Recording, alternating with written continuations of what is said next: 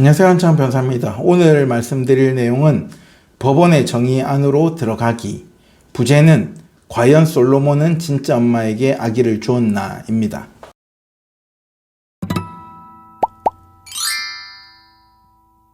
우선 조금 쓸데없는 이야기부터 해봅시다. 솔로몬의 판결은 어떻습니까? 솔로몬의 판결은 가장 지혜롭다, 가장 올바른 판결이라고 우리는 흔히들 생각을 하지요. 저도 그렇게 생각을 합니다. 솔로몬의 판결이 일단은 뭡니까? 하나의 아기를 두고 A와 B가 등장을 하죠. 그래서 서로 A와 B가 서로 이 아기는 나의 아기라고 우깁니다. 그리고 두 사람이서 해결이 안 되니까 판사한테 오죠. 그래서 판사는 뭐라고 이야기합니까? 아기를 반으로 갈라라. 그래서 반씩 나눠 가져라. 이렇게 이야기를 하니까 한쪽에서는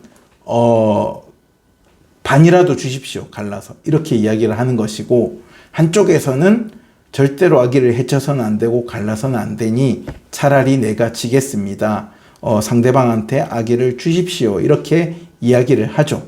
그러니까 판사가 아기를 포기한 쪽에 당신이 진짜 엄마다 라고 판단을 하고 아기를 그쪽에다가 주는 판결을 했다는 게 솔로몬의 판결이죠. 그런데 이제 조금 우리가 가정적인 이야기를 해보면, 만약에 그게 현대사회에 넘어와 가지고 당시에는 어때요? 유전자 검사라는 게 존재하지 않았죠. 그렇기 때문에 법관이 이런 지혜로운 방법을 통해서 누구의 말이 옳다를 갈랐던 거예요. 정의를 했던 것이죠. 그런데 똑같은 사안에서 만약에 현대로 넘어와서 유전자 검사를 했다고 가정을 했을 때, 과연 아기를 자르지 마세요라고 말한 엄마가 진짜 엄마일 확률이 높은 것은 맞지만 과연 그것이 100%일까요? 라고 물어본다면 저는 아니라고 생각합니다. 어떤 엄마가 아기를 반으로 갈라요? 라고 이야기를 하지만 우리 사실 뉴스에서 보잖아요. 친엄마가, 친아버지가 자기 자식한테 차마 할 수 없는 짓을 했다는 뉴스를 보죠.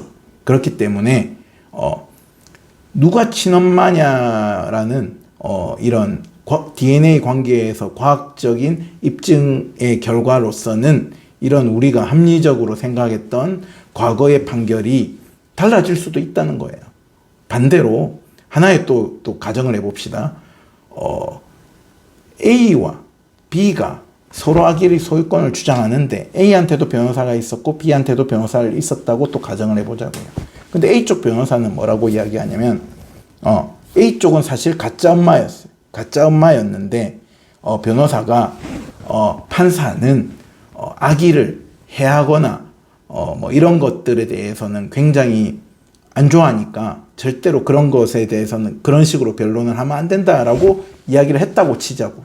그래서 A 엄마는 실제로 가짜 엄마였지만 솔로몬이 아기를 반으로 갈라라 라고 했을 때, 아니요, 아기를 포기하겠습니다, 가르지 마십시오 라고 변론을 했고, B쪽 변호사는 진짜 엄마였음에도 불구하고 변호사가 어떻게든 아기에 대한 권리를 강하게 주장하셔야 돼요. 포기하시면 안 돼요. 그렇기 때문에 세게 주장하세요. 반이라도 주면 반이라도 받아오겠다라고 이야기하셔야 되지, 포기한다 이런 의사를 밝히면 당신은 진짜 엄마로 인정이 안 될 수가 있어요 라고 잘못된 변론 방식을 주입했다고 칩시다.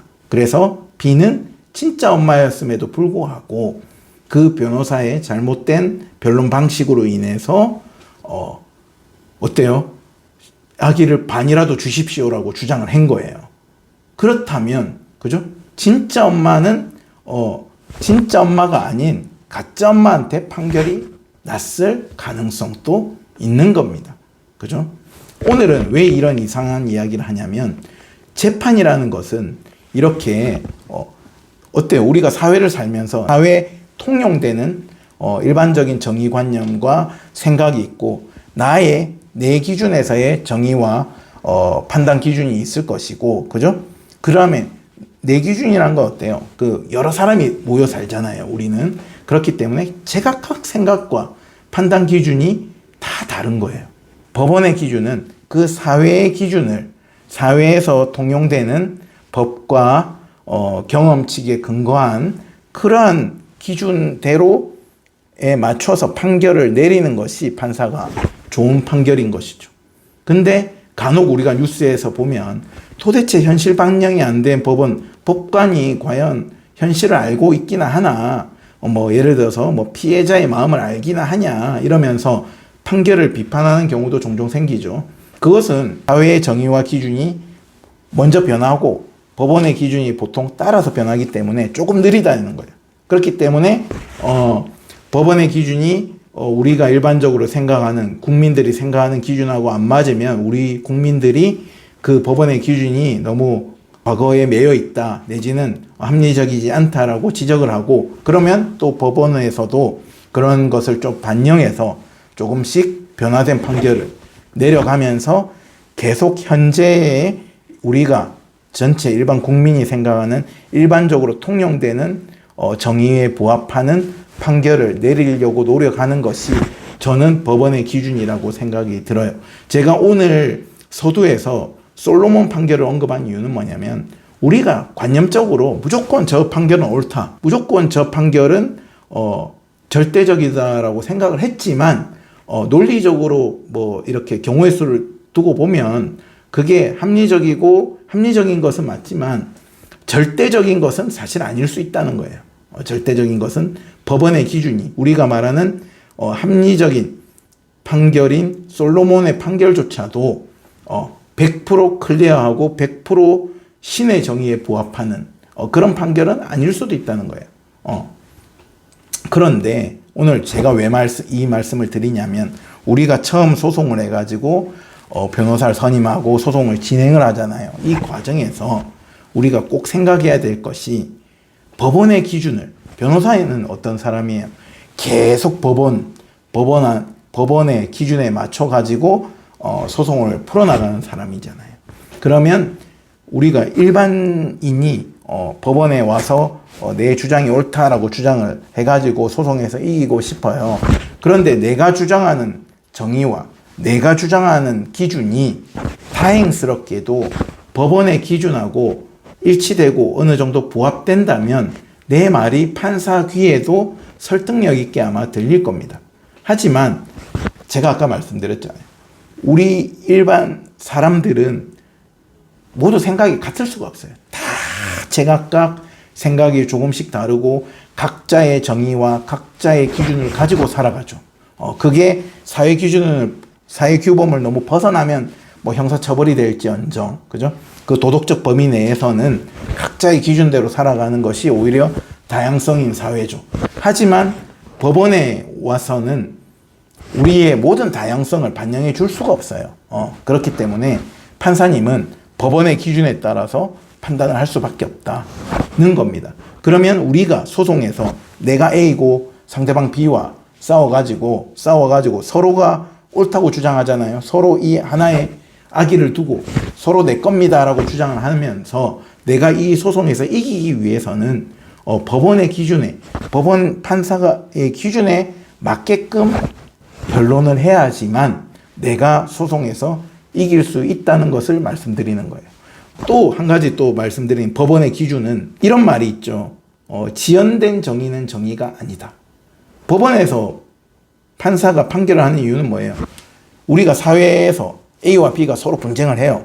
그러면 결국에는 누구 말이 맞는가를 서로 총 쏘지 않고, 그죠? 물리적인 싸움을 하지 않고 법원에서 논리적 공방을 거쳐가지고 판사가 판결을 내려주면 그게 옳든 그르든 그걸로 결론을 내고 다음으로 넘어가라는 의미도 사실 있는 거예요. 그래서 제가 법원의 정의와 기준이 신의 정의가 아니고 절대적이지는 않다는 거예요. 오류가 있을 수도 있다는 거지만, 하지만 예를 들어서 어떤 판사가 나는 오류가 없을 거야, 나는 신의 정의와 같이 판결을 하기 위해서 하나의 재판을 20년 동안 재판을 했다고 칩시다. 그래서 판결을 내려줬어요. 그러면 20년 동안 신중하게 모든 것을 다 보고 판결을 했기 때문에 그럼 그것은 정의가 될까요? 아까 제가 말했죠. 지연된 정의는 정의가 아니다. 사회는 계속 돌아갑니다. 돌아가기 때문에 내가 이 소송 과정에서 정해진 시간 제약과 정해진 자본 안에서 공방을 펼쳐서 옳고 그름을 가리고 판결을 받고 다음 절차로 넘어가야지 사회가 계속 돌아가는 거지. 하나의 재판을 20년 동안, 아까 제가 예를 들어서 솔로몬의 재판을 돌아와가지고 솔로몬 판사가 아기를 그러면 누구가 진짜 엄마인지 모르겠으니까 당신이 애를 5년씩 키우고 너도 애를 5년씩 키워가지고 누가 더 잘 키우는지를 비교해가지고 10년 뒤에 판결하겠다라고 가정했을 때 그럼 그 판결이 과연 옳은 판결이냐는 거예요. 아니라는 거죠. 그렇기 때문에 소송이라는 거는 정해진 제약과 시간이 있는 거예요, 분명히. 그리고 그 과정에서 내가 법원에서 정한 그 정의의 기준에 부합해야지 내가 정의이고 상대방이 불이라는 거죠. 내가 정의면 내가 승소하는 것이고 상대방이 불이면 상대방이 패소라는 거예요. 이것은 그렇기 때문에 변호사를 선임한 이유가 어디에 있어요? 변호사가 우리가 생각하는 의뢰인이 말하는 일반인이 이야기하는 증거와 사실관계에서 그죠? 법원의 기준에 맞게끔 사건을 정리하고 법원의 기준에 맞게끔 주장을 하는 거예요. 나한테 불리한 것도 있고 유리한 것도 있고 유리한 것 중에서 의뢰인이 주장하는 이게 중요합니다 이런 내용이 아니고 판사의 관점에서 중요한 것들을 보호하고 판사의 기준에서 정의해서 이게 누구와 정의냐는 판단을 할 때 핵심적인 기준이 있다면 그 기준을 잘 맞춰 나가면 소송의 결과가 좋을 수밖에 없거든요. 반대로 내 아집과 내 관점에 사로잡혀가지고 나의 정의를 기준으로 자꾸 착각을 하는 거죠. 나는 왜 이 생각이 틀렸지? 이런 관점에서 법관의 판사의 기준은 생각하지 않고 판사의 정의는 생각을 하지 않고 나 억울하다, 내 생각에는 내가 억울하다라고 외치다가 보면 소송은 나락으로 갈 수가 있어요. 우리가 말하는 이혼 소송에서 주로 어떤 케이스가 있나요? 자, 상대방이 나를 너무 무시하고 괄시하고 내지는 상대방이 뭐를 엄청난 큰 잘못을 해서 내가 순간적으로 욱해서 뺨을 한 대 딱 때렸다고 치자고요. 그런데 내 생각에는 어때요? 아니, 내 생각은 그래요. 내 생각은 아니, 상대방이 저렇게까지 하는데 내가 어떻게 참아? 내가 뭘 상대방을 되게 어떻게 한 것도 아니고 딱 뺨 한 대 때렸는데 이게 뭐가 잘못됐어? 이렇게 생각할 수 있죠. 그죠? 이건 나의 정의고 만구 나의 기준인 거예요. 그런데 판사의 관점, 판사의 정의는 우리가 일반 사회에서 통용되는 기준은 폭력이 허용이 되는 거예요? 안 되는 거예요? 안 되는 거죠. 안 되기 때문에 판사님이 일단 폭력 행위 자체가 A한테 불리한 요인으로 보고 있음에도 불구하고 A는 그것을 뭡니까? 정당화하려고 하고 계속 그것을 내가 억울하다고 계속 강조하면서 그죠? 그것을 재언급하면서 소송 과정에서 강조를 하는 게 오히려 나는 그것을 자기는 그 관점에 갇혀서 항변한다고 생각하지만 계속 그 사실관계가 강조가 되죠. 그러면 어떻게 돼요? 결론은 A가 B를 한 대 뺨을 때렸네가 되는 거예요. 그렇기 때문에 법원의 기준과 내 기준이 부합하지 충분히 않을 수 있다는 거예요. 그 현실을 인정을 하고 소송 과정에서 법률 전문가인 변호사를 통해 가지고 내 기준과 나의 생각과 기준을 좀 다듬어 가지고 법원의 기준에 맞게끔 넣고 또 나는 이게 중요하다고 생각했는데 사실 법원은 별로 관심이 없는 부분이고 실제로 의뢰인은 중요하다고 전혀 말하지 않았지만 변호사가 봤을 때는 소송 과정에서 핵심적인 부분 이건 승패를 가를 수 있다고 보이는 게 있거든요. 그런 경우에는 이제 변호사한테 내가 거의 정권을 줘가지고 변호사한테 내가 이 이야기 저 이야기는 할 수는 있지만 하지만 결국에는 그러한 소송 과정에서의 편집 권한은 무엇을 강조할 것이고 무엇을 뺄 것이며 아까 제가 말했잖아요. 소송이라는 것은 시간과 공간의 제약이 있다고. 그렇기 때문에 내가 하고 싶은 이야기를 다 쏟아내고 온갖 이야기를 다 해버리면 결국에는 핵심에 묻히게 됩니다. 소송 이길 수 없어요. 그런 경우에는.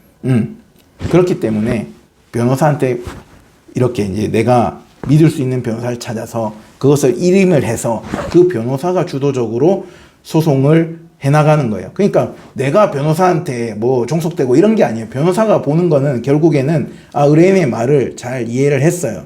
뭐 어떤 말인지도 알겠고. 그런데 변호사는 어떻게 생각해요? 의뢰인이 말하는 정의를 법원에서 생각하는 정의에 그 구멍에 맞추기 위해서 그죠?